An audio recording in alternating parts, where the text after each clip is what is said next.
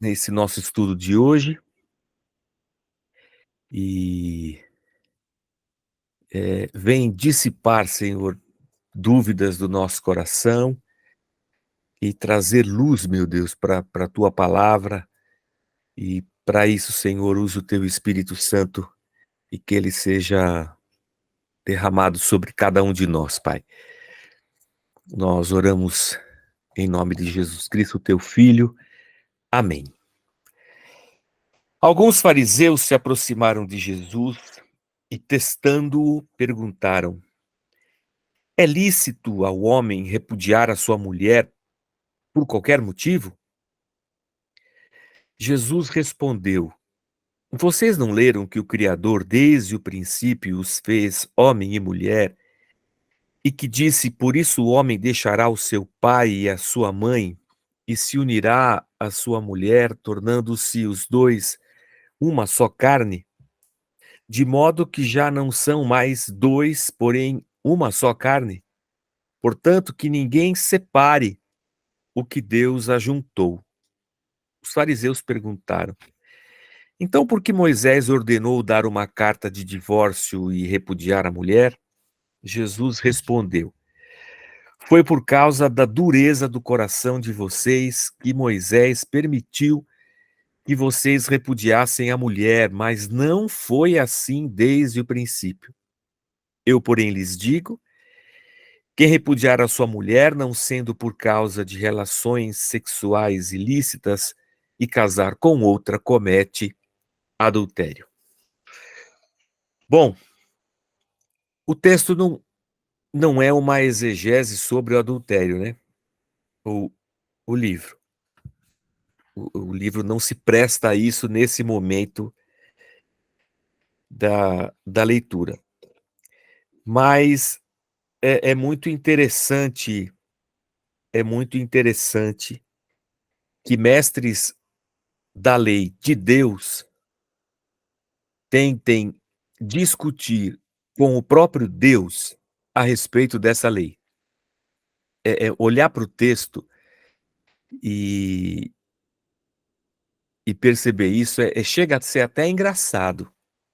Que os entendedores da lei de Deus querem ser mais entendedores da lei de Deus do que o próprio Deus. E aí o Zé vai dizer que se Jesus quisesse deixar só um novo código de leis, ele teria deixado.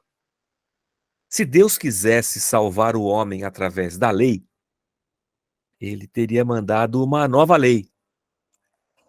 Mas, na verdade, o que Deus veio fazer foi salvar a gente.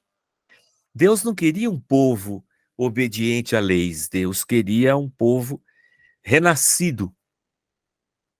Deus queria um povo cheio do seu espírito. Deus queria um povo transformado pelo poder dele. E aí o livro vai salientar a diferença entre um soldado obediente, entre um servo obediente e um filho.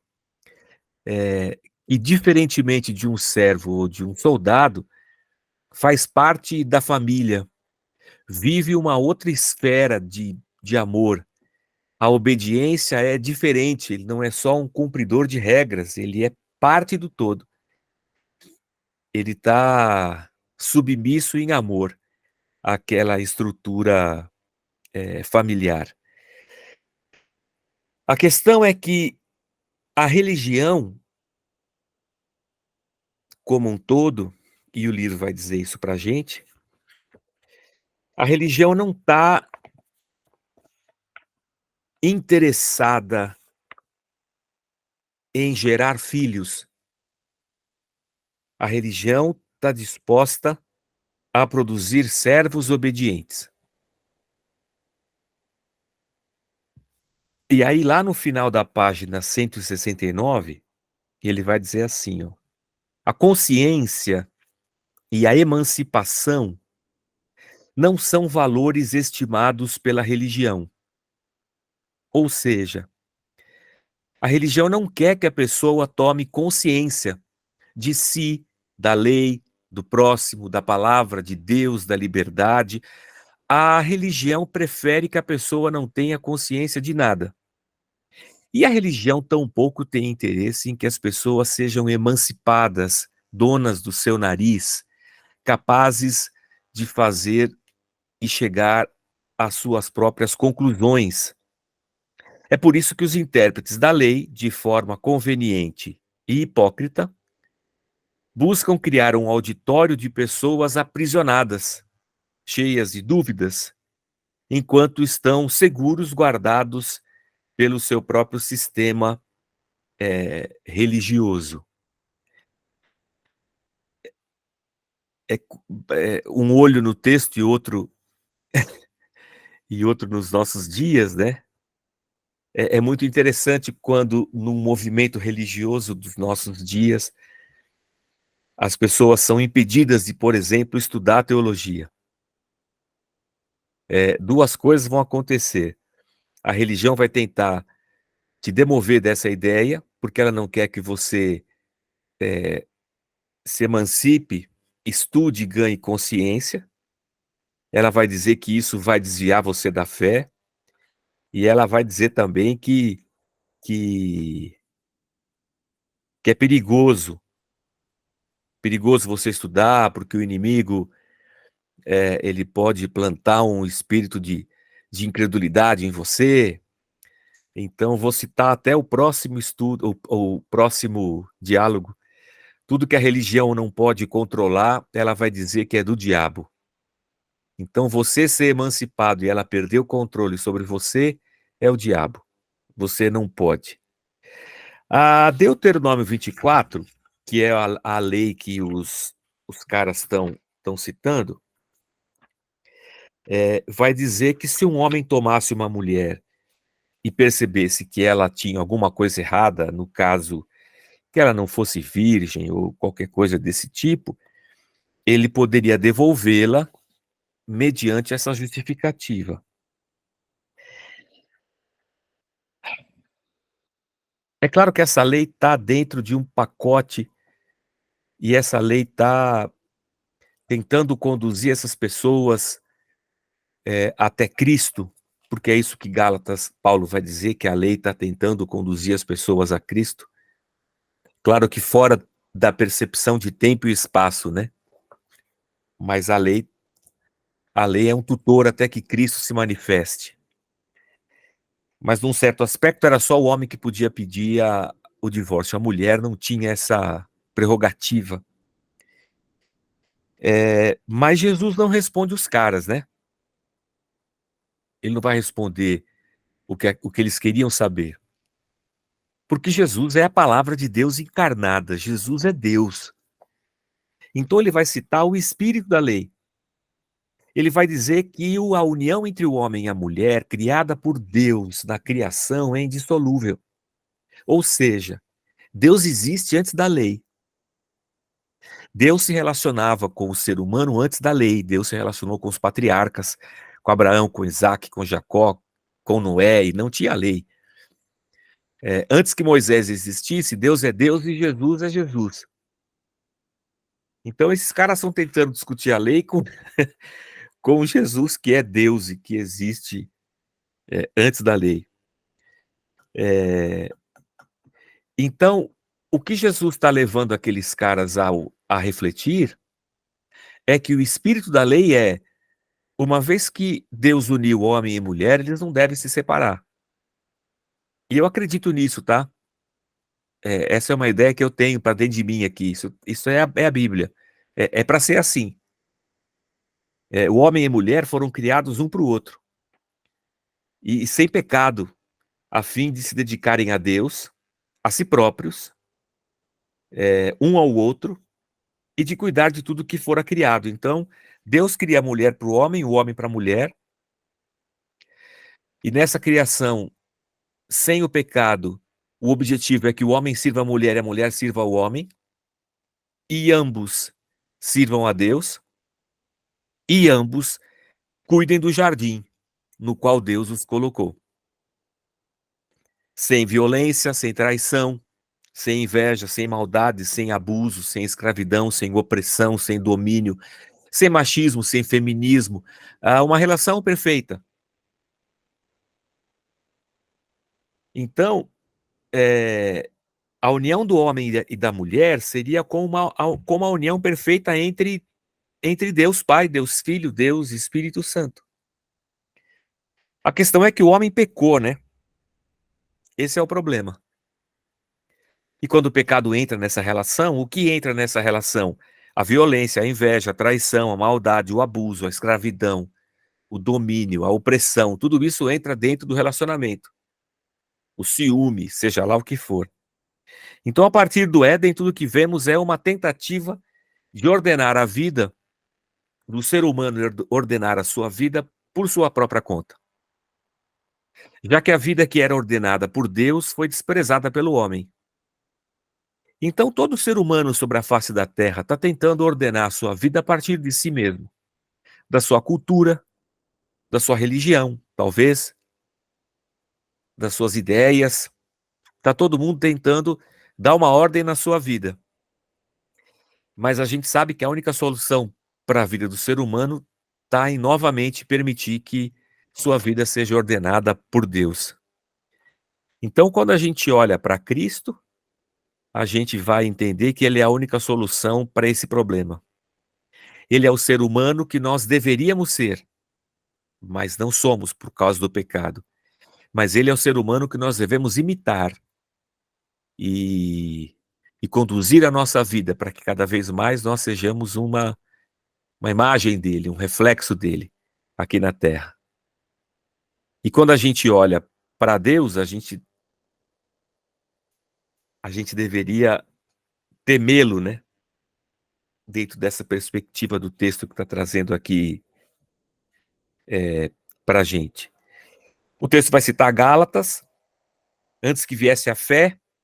Então Paulo está dizendo, antes da fé e da graça, estávamos sob a tutela da lei nela encerrados, para essa fé que no futuro haveria de ser revelada. Então, estava todo mundo encerrado debaixo da lei, esperando que a graça e a fé se manifestassem. De maneira que a lei se tornou o nosso guardião, para nos conduzir. Guardião, tutor, aio, são as palavras, os sinônimos portugueses para essa palavra grega. De maneira que a lei se tornou o nosso guardião para nos conduzir a Cristo, a fim de que fôssemos justificados pela fé. Mas agora que veio a fé, já não permanecemos subordinados à tutela, ao tutor, à lei, ao aio. A gente está livre. Então, todo o caráter cerimonial, metafórico, cívico da lei se encerra em Cristo. Isso não significa que o caráter de Deus não esteja agora impresso nos nossos corações através do Espírito Santo de Deus. Ou seja, a vontade de Deus é a vontade de que nós nos santifiquemos e a busca por uma vida de santidade. Essas coisas são o Espírito da lei que está dentro de nós. E que é Cristo. E Cristo habita em nós. É um pouco do que eu falei até domingo na pregação. Bati um pouco nessa tecla. Então os caras vêm perguntar para Jesus o que pode e o que não pode, dentro de uma perspectiva da lei. E Jesus vai dizer para eles que essa pergunta não cabe. Essa pergunta não cabia naquela época e não cabe hoje para qualquer evangélico. Porque nós não estamos debaixo de uma lei que ordena para a gente o que pode e o que não pode. A gente está debaixo da fé, da graça. Há um Espírito Santo que habita em nós e que deve nos transformar à medida que nós nos arrependemos e nos submetemos cada vez mais à vontade de Deus. Então, quando a gente restringe a graça de Deus derramada sobre nós, o evangelho das boas novas, a uma pergunta se pode ou se não pode, se é pecado ou se não é pecado, nós estamos resumindo a grandeza do amor e da graça de Deus a uma série de leis e ordenanças que já não funcionavam mais nos dias de Jesus. Não devem funcionar hoje também. É por causa da dureza do coração de vocês que Deus permite o divórcio. O divórcio não é vontade de Deus e nem é lei de Deus. O divórcio é o resultado da dureza do coração do ser humano. Deus permite porque o ser humano está num estado decaído.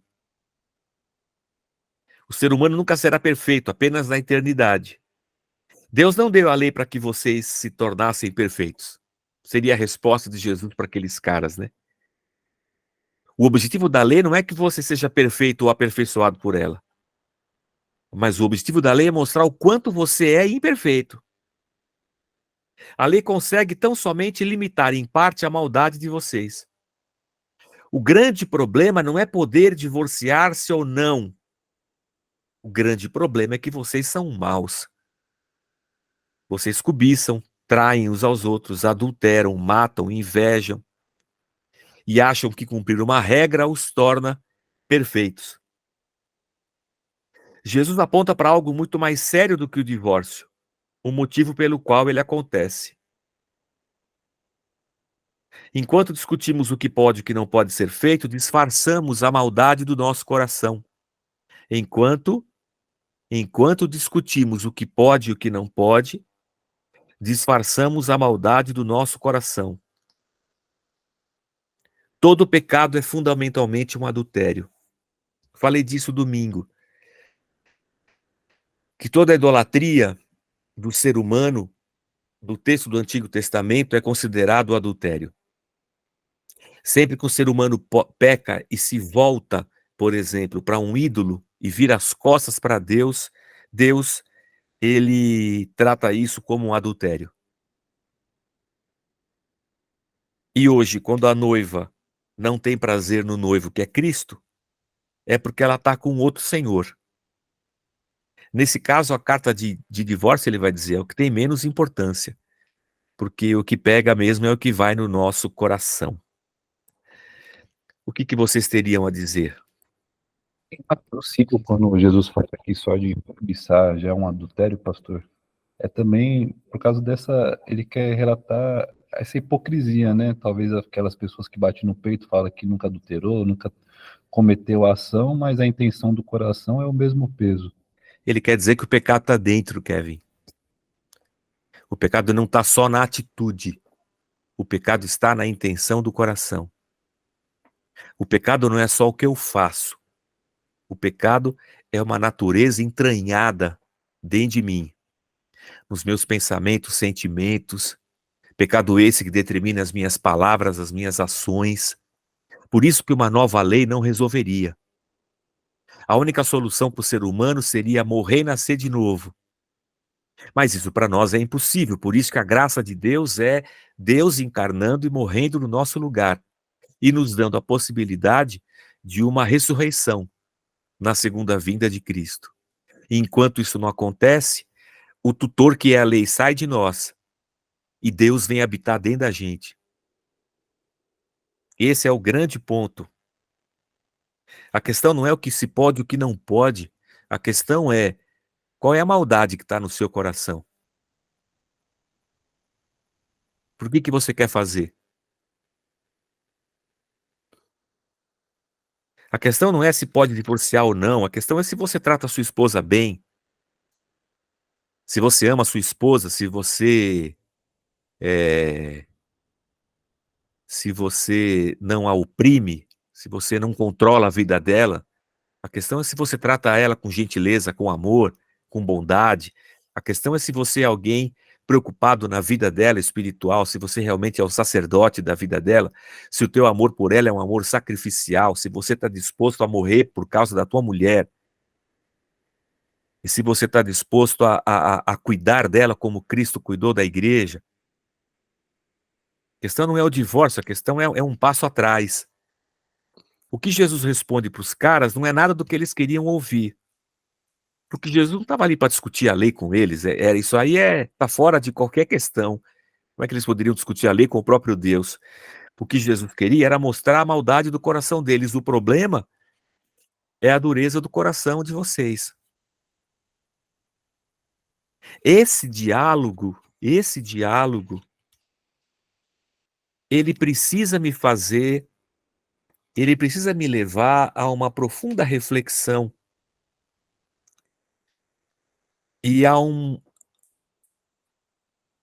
uma reflexão assim, se eu realmente sou a noiva que o Jesus espera, ou se talvez eu esteja adulterando com qualquer outra coisa, ou Deus, né. No caso deles, o Deus deles era a lei, não era Jesus, né. Jesus atrapalhava, na verdade, a a religião deles e as leis deles, porque eles não perceberam que Jesus era Deus, não perceberam porque não quiseram, né. O texto seguinte, ele vai deixar isso claro pra gente. Jesus cura um endemoniado, cego e mudo, e os caras vão dizer que Jesus fez isso em nome de Beelzebu. E Jesus vai dizer que esse é o maior pecado que existe, é você atribuir, eh, dizer que a obra de Deus é de Satanás. Jesus está dizendo exatamente o que eles fizeram. Eles estão olhando para a obra de Deus, estão dizendo que aquilo é do diabo. Eles são incapazes de olhar para o texto que eles tanto conhecem, Isaías 35. Então se abrirão os olhos dos cegos e se desimpedirão os ouvidos dos surdos, os coxos saltarão como as corças e a língua dos mudos cantará. Tudo o que o profeta Isaías havia predito a respeito do Messias se cumpre em Jesus Cristo. Mas eles não podiam controlar Jesus. Então eles vão dizer que Jesus é do diabo. Na verdade, o Deus deles é um Deus falso. O Deus deles é essa idolatria a essa lei. Em algum momento da jornada deles, eles trocaram Deus pela lei. Em algum momento um olho cá e um olho lá, um olho no peixe e outro no gato, em algum momento as pessoas tiraram os olhos de Deus e colocaram os olhos nos seus líderes, nas suas denominações, na visão da sua igreja. Em algum momento as regras dessa igreja se transformaram em receberam tanto autoridade quanto a autoridade do texto bíblico. Em algum momento, essa religião se transforma, numa obra de Satanás. Isso é muito louco. O João vai dizer isso em Apocalipse, né. O que a o que João fala em Apocalipse é da ordem da fé, da religião, de gente adorando o sistema e tudo mais. Então eles estavam dizendo que Jesus estava expulsando, eh, demônios em nome de Beelzebu, e na verdade eram eles próprios que estavam servindo a Beelzebu e afastando as pessoas de Deus. Aqueles homens eram réus de um pecado eterno, possuíam um coração irredutível e contrário a Deus.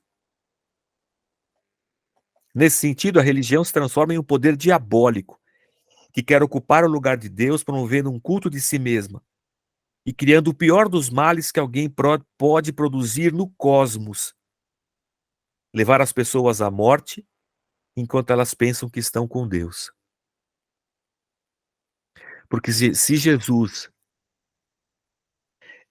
é o Deus criador dos céus e da terra, e toda a desordem do caos que é o pecado, que interfere não só na vida do homem, mas em toda a criação de Deus, só pode ser restaurada a partir de Jesus Cristo. E a religião impede o ser humano de se aproximar de Jesus, então esse é o pior mal que alguém pode produzir no cosmos. Em toda a ordem criada por Deus, está afastando a pessoa, eh, do único que pode ordenar a vida dela, salvar e ressuscitar. Isso é uma coisa séria, né. Isso é uma coisa bem séria. Mas vamos lá, tô com vocês. No que esse texto retratou você?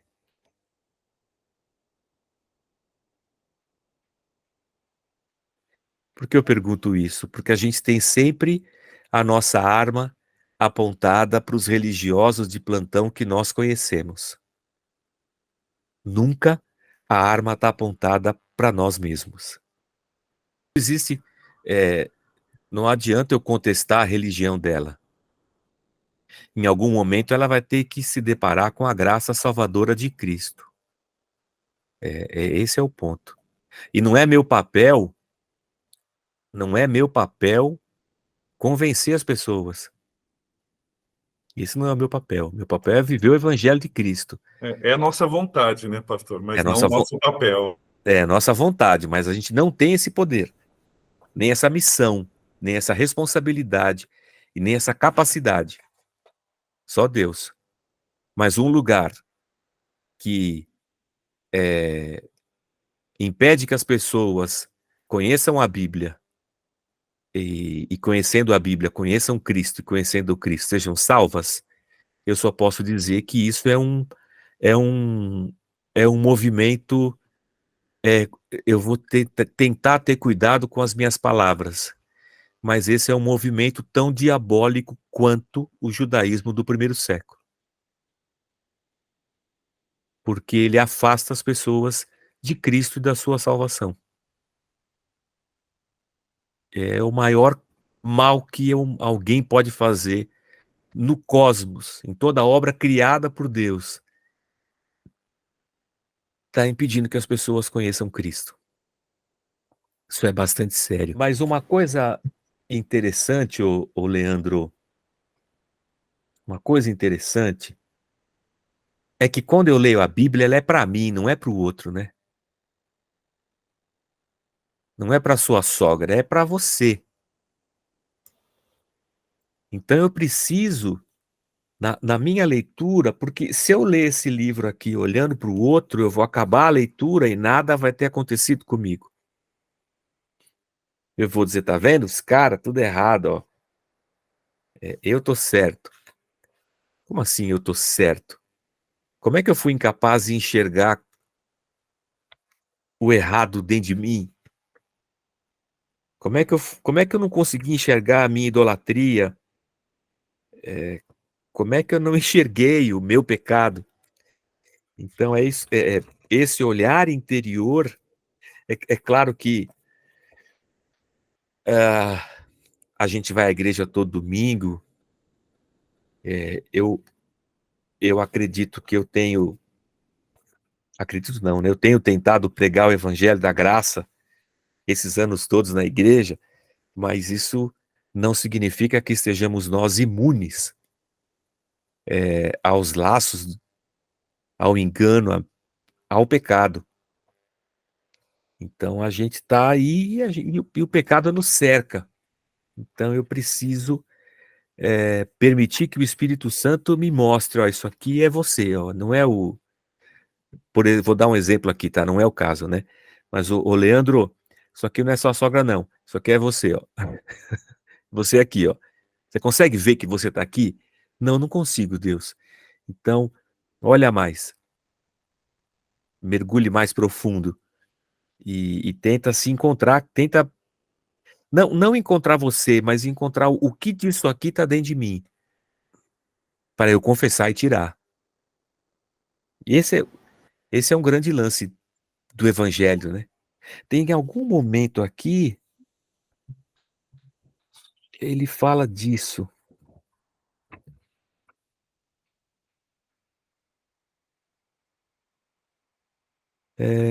Deixa eu ver, eu até pintei. Ele está falando aqui sobre a maldade anterior ao divórcio, né? Está na página 172. Essa maldade anterior ao divórcio é o pecado, cujo salário é a morte. Por isso a graça reconciliadora convive com o pecador arrependido, não porque ele se tornou perfeito, mas porque reconhece a sua imperfeição. Então, caminhar com Cristo é essa busca, esse reconhecimento da nossa imperfeição, do nosso pecado, e que só é possível mediante a graça reconciliadora de Deus em Cristo. A religião não, né? Você só serve para a religião se você for puro, e se você não tiver o pecado. É uma loucura. Ô, Jorge. Sou eu. Tem uma... às vezes a gente, quando você indagou lá no começo, você falou sobre o que esse texto fala de nós, assim, né? Nós como sendo essa pessoa que um dia, sei lá, o pecado vai bater na porta e a gente vai, sei lá, ceder. A gente questiona muito, a gente vê muitas lideranças, e às vezes a gente fala assim, como é que aquele cara chegou nesse nível, né? Como é que esse pastor famoso, uma gringolou dessa forma? Aí você, às vezes, tem pessoas que postam lá uma fala dele lá 20 anos atrás, totalmente contraditória ao que ele prega hoje. E aí você fala, caramba, como, né? E às vezes você esquece de você, né? Tem um livro chamado O Impostor que Vive em Mim, e ele é muito interessante, que ele fala sobre as coisas que... Como a gente vai deixando algumas coisas na caminhada, perde de vista, né? E de repente, quando você vai ver, você já está você está um fariseuzinho aí. E é muito engraçado. E é realmente quando você... É o pecado que está ali. Está ali. Um belo dia você fala, ok, vem aqui que eu vou te dar um abraço. E já era. Quando eu entrei na faculdade, de odontologia, eu já namorava a Cláudia, né? E a gente estava estudando, acho que foi logo no primeiro ano. A gente tinha biologia. E a gente estava estudando o sistema imunológico em biologia. E eu achei aquilo chamou a minha atenção de tal forma que até hoje é um trem que eu não esqueço. Que a criança, quando nasce, não tem ainda um sistema imunológico formado. A criança, quando ela toma o colostro, que é o leite materno, o primeiro leite que sai da mãe, ela recebe anticorpos no leite. E aqueles anticorpos vão proteger a criança. Ela não tem um sistema que consiga produzir anticorpos ainda. A única coisa que a criança tem quando nasce é um órgão chamado timo. Nem sei se ele ainda tem esse nome, que eles vão mudando o nome dos sistemas e dos órgãos, mas é um órgão chamado timo, que com o passar da idade, quando o sistema imunológico se forma e aquela criança é capaz de produzir os seus anticorpos e tudo mais, é como se esse timo, ele secasse, ele perde função e ele não serve mais para nada. E o que esse timo faz? Ele faz o fichamento, as fichas de Cardex daquele ser humaninho. O que esse ser humano tem? É como se fizesse um pente fino, nasceu, o timo faz um pente fino. Essa célula que é da criança, isso aqui é, isso aqui é, isso aqui, isso aqui, isso aqui, isso aqui, isso aqui. Quando ele faz toda essa leitura, é como se esse órgão dissesse assim, bom, tudo isso aqui é nosso. É por isso que o cara que descobriu isso aí é americano, e ele chamou isso de self. É como se esse órgão dissesse, tudo isso aqui é self. A criancinha tá lá, toma o leite da mãe, aí de repente ela tem o contato com o vírus. Quando o vírus entra no organismo dela, o sistema imunológico ainda incipiente dela vai dizer assim, opa, no self. Isso aqui não pertence, não está na ficha de Cardex, não é do nosso estoque, isso aqui não é nosso. Quando ele diz não é nosso, as células da mãe vão lá e lutam contra aquele vírus. Quando eu ouvi isso me chamou muito a atenção, muito atenção. Para minha vida, com a Cláudia como minha namorada, noiva e futura esposa. E isso anda comigo até hoje. Uma vez uma pessoa perguntou assim para mim, pastor, como é que nasce o adultério? E a única resposta que eu pude dar é, ele nasce na amizade. Ah, então você acha que pastor não pode ter amizade, que homem não pode ter amizade com mulher? Eu acho. Como assim, Jorge? Ora, você pode ter colegas no serviço, colegas na igreja. Mas você ter uma amiga confidente com quem você sai, vai dar um passeio, vai jantar fora, e a sua mulher fica em casa, é como se o timo gritasse assim: filhão, tá entrando alguma coisa no seu organismo que não é seu. Seu é você, sua mulher e o Espírito Santo de Deus. Isso aí vai dar problema. Mas é isso que o Exir falou. Como é que a pessoa chega naquele ponto? Eu vou chamar isso de permissividade. Eu vou deixando, eu não dou ouvidos a esse meu sistema de defesa que diz, cara, isso não. E é um abraço, é um beijinho, é uma palavra, é uma piadinha de duplo sentido, que vai entrando, e eu deixo entrar. E quando eu percebo, eu não tenho células de defesas suficientes para impedir aquele mal, porque o mal já entrou. Então, aquilo foi de um alerta grande para mim, em tudo na vida, em todo pecado, em todas as circunstâncias. Começa nas coisas pequenas. Como é que um casamento termina? Começou numa palavra dura, numa resposta ácida, começou numa voz mais alta, começou quando foi perdendo o brilho, a alegria, o amor, diariamente nas pequenas coisas. Como é que a pessoa perdeu a fé? Começou pequeno, começou porque ela deixou de ler a Bíblia, ela parou de orar, ela parou de buscar uma comunhão com Deus. Foi devagar, não foi um negócio... Não acontece da noite para o dia. É lento, é que a gente não quer ver, né? Na maioria das vezes, nós queremos nos enganar com atitudes religiosas. E nós não queremos ver. Então, desculpa, Leandro, eu vou usar você sempre de exemplo, tá? Ou pelo menos hoje. É sempre mais fácil, Leandro, eu detectar o erro na vida do outro. Sempre mais fácil. Porque na minha vida dói. E eu geralmente não estou disposto a virar o canhão para mim. Então, identificar o erro nos outros, isso é o papel da religião. O religioso faz isso. Para poder encobrir os seus pecados, ele quer realçar o pecado do outro. Ele quer arrotar uma santidade e ele mostra o pecado do outro. Mas o caminho do discípulo de Cristo é o caminho em que eu não estou olhando para o outro. Eu não estou preocupado com o cisco do olho do meu irmão, porque tem uma trave, um tronco no meu olho. Estou preocupado com o cisco no olho dele, não estou preocupado com o tronco no meu olho. Então, esses diálogos eles são interessantes nesse sentido, porque são nas pequenas coisas do dia a dia que o mal entra. Porque tem um impostor dentro de mim, né?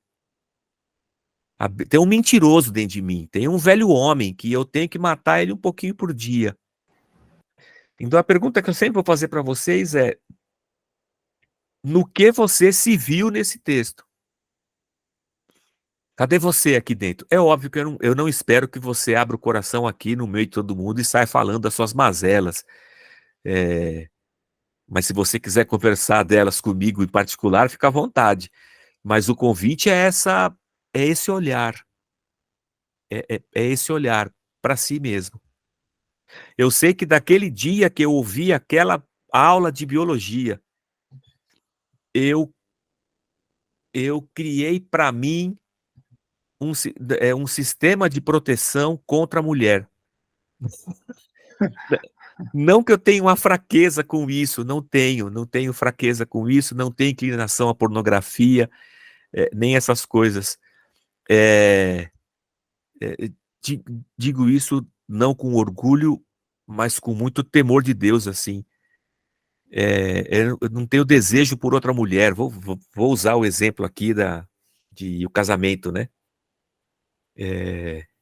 Eu não tenho problema nenhum em ter me casado com a Cláudia, e ter optado por fazer sexo com ela a vida toda e não poder fazer sexo com nenhuma outra mulher. Nem tenho curiosidade de como é que elas são.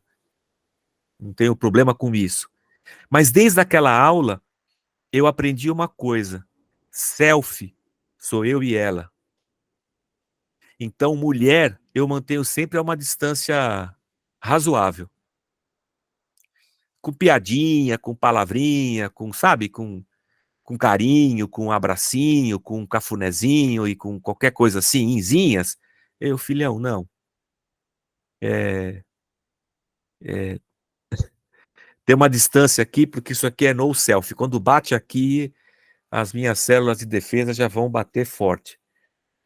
Não sou santo, nem sou uma pessoa sem pecado. Mas aquilo chamou a minha atenção de um jeito que eu falei, pô, isso aqui vai servir para outras coisas também, né? A gente tem que tomar cuidado. Mas desculpa o prolongar das palavras. Quer falar as palavras? Duas coisas, Jorge. O timo ainda é timo, tá? É uma glândula no tórax lá. É isso aí. Ainda é timo, não mudou o nome. Mudou. E tem uma analogia que me fizeram há muitos anos atrás, eu não sei se é, assim, não sei se biblicamente é isso, mas fez todo sentido, que, voltando sobre como a gente torna o caldo às vezes, a analogia falava de Sansão, assim, por que Sansão caiu? Porque ele ficou brincando com o pecado, ele ficou brincando, brincando, minha força está aqui, né? Até o dia que ele falou a verdade. Ele foi desprezando todos os quesitos do voto de Nazireu que ele tinha, ele foi abrindo mão, devagarzinho, até que no dia que ele... É um excesso de confiança, isso nunca vai acontecer comigo. Imagina, eu tenho uma cabeça boa. É igual gente que não vai psicólogo e fala que tem cabeça boa. É tudo Sansão. Não existe um ser humano com cabeça boa depois do mundo pós-queda e pecado. Mas essa é a ideia. Que isso. Vai lá. Eu não sei se foi o Karnal, se foi o Cortella que falou, fujo de pessoas que se autodenominam bem resolvidas. Não, fuja mesmo. Fuja dessas pessoas. Cara, não existe gente bem resolvida. Nesse mundo aqui, não existe. Eu nunca vi. As que eu vi, no fundo, eram psicopatas, né? Mas eram bem mal resolvidas. Mas se elas arrotavam uma boa... arrotavam perfeição. Os religiosos do texto que nós lemos, eles usam a lei para sustentar os seus próprios interesses. E a religião tem muito disso, né? Esse aspecto, lembrando, nós já falamos sobre isso, esse aspecto negativo da religião. Porque a gente também não deixa de ser uma religião, né? Pelo menos mediante a cultura do nosso país, assim, e mundial. Mas esse lado negativo da religião como um sistema demoníaco que afasta as pessoas de Deus, da Bíblia e de Jesus Cristo. Mas é isso aí. A gente também faz isso, a gente também torce a palavra segundo os nossos interesses. E a gente adora usar, por exemplo, que o homem é o sacerdote do lar para dar vazão ao nosso machismo. A gente adora fazer isso aí, a gente é muito bom nisso. Então, eu sou sacerdote, ela tem que ser submissa. Então eu vou dar vazão ao meu machismo e levo o meu machismo do século XXI latino-americano para dentro do texto bíblico. E leio o texto bíblico com a lente do meu machismo. Isso em muitas situações, né? Mas foge um pouco do que a gente está conversando hoje, mas é mais ou menos por aí. Meus amigos e meus irmãos, eu acho que é isso. Que hora começa o jogo do Corinthians?